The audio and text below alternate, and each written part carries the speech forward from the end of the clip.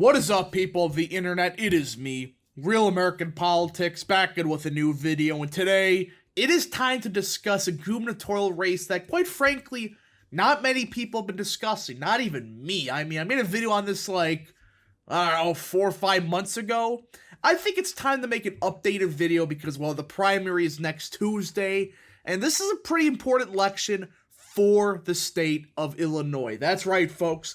Today we're doing a deep dive into the Illinois gubernatorial race, who I support for the primary, who's the best candidate, who's probably going to win, and what the general election currently stands.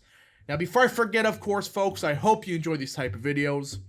If you do, smash that like button down below, subscribe, share with your friends, hit the little bell, and yes, of course, go follow that mysterious Twitter account in the description down below.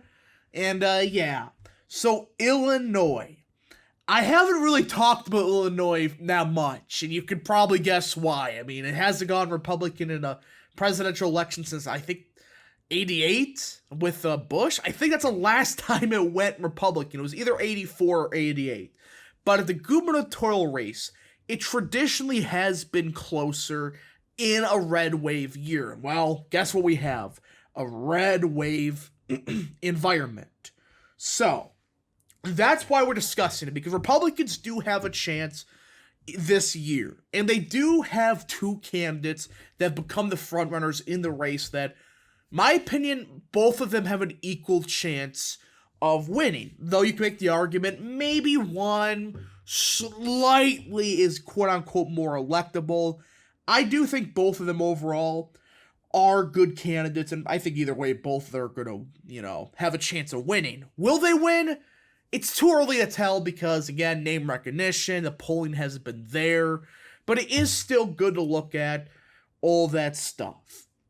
So, let's get into it. The two main candidates in the Republican primary for Illinois is Darren Bailey, member of the Illinois Senate, and Jesse Sullivan, who is a venture capitalist and overall pretty good guy. They're both good people. They are both, in my opinion, electable candidates. I'm going to show you why. They both have very similar platforms.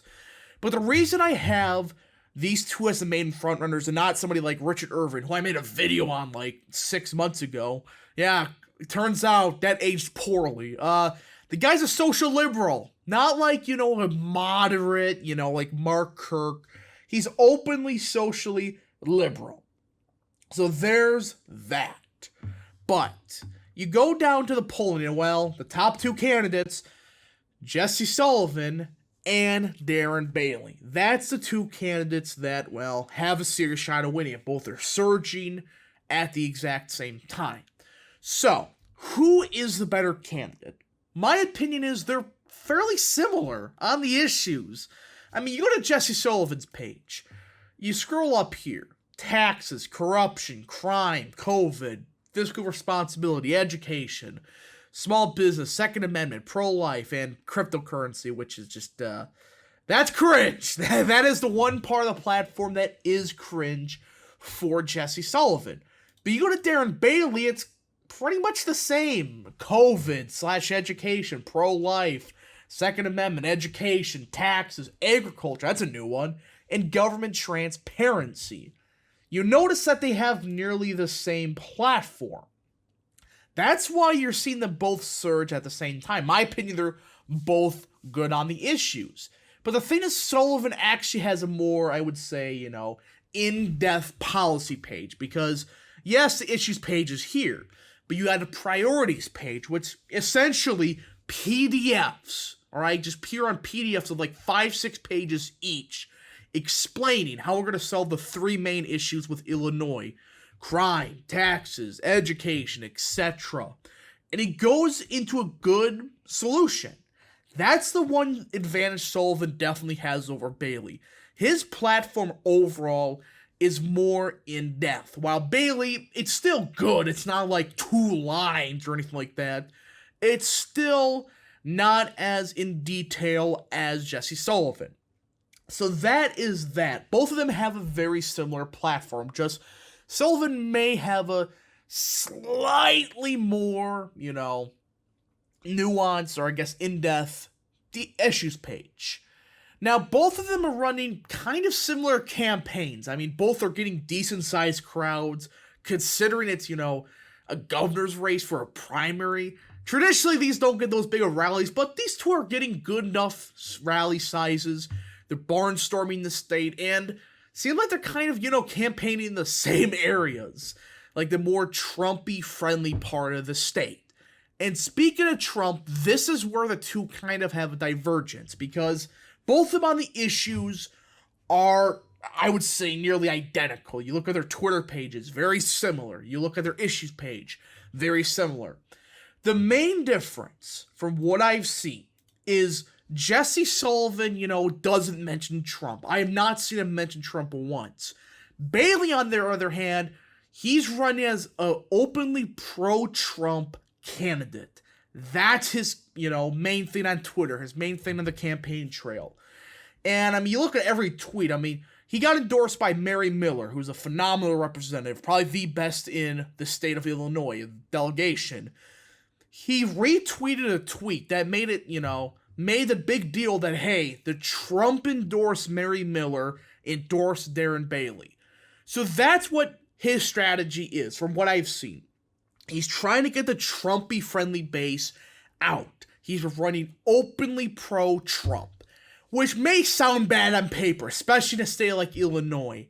However, in a red wave like this, running on this heavily pro-Trump idea, like, hey, I'm the Trump candidate, I'm pro-Trump, I'm all this stuff, may unironically help him. Because, again, with polls we've had on the federal or the national level, Trump has been leading the popular vote.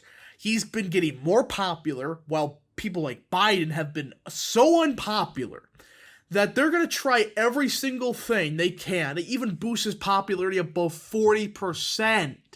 That's how screwed they are.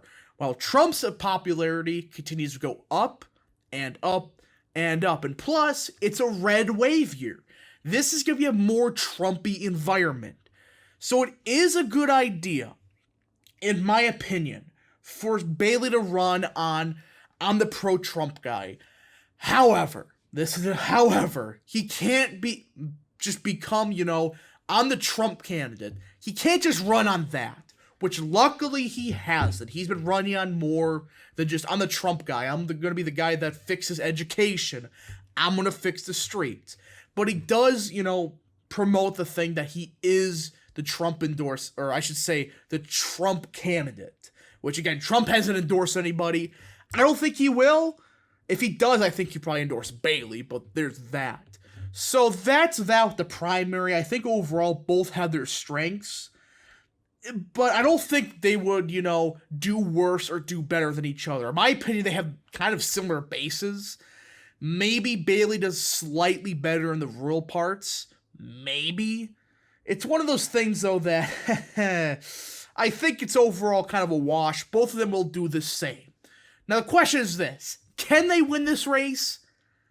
I think they can.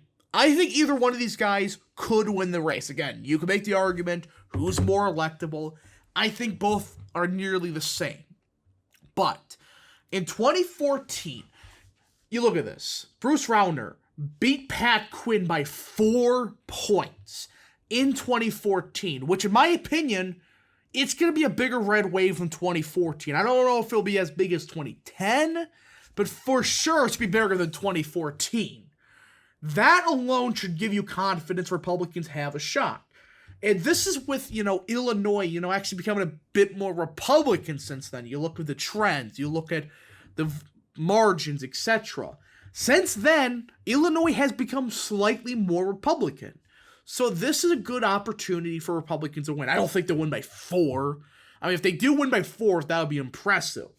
But again, they are running against an incumbent in Pritzker, which the prick is not necessarily popular in the state. I mean, essentially, I swear, the guy spends more time in Wisconsin than he does in Illinois. That's how bad it is in Illinois and how much he's not too well liked. Like, I don't think it's, below, 45%, but still, his approval rating's not good. So this is an opportunity for Republicans to win this race. I do think either candidate has a shot, but as of now, I don't think they would win. I think it'll be close, but again, if they run like a Youngkin-style campaign, which Sullivan would have a better opportunity to, could work. Will it? Will that happen? Who knows? But anyways, guys, I hope you enjoyed this video. If you did, smash the like button down below, subscribe, share with your friends, hit the little bell, and yes, of course, go follow that mysterious Twitter account in the description down below. And yeah, thank you so much for watching. We'll see you guys in the next video. Godspeed to all of you.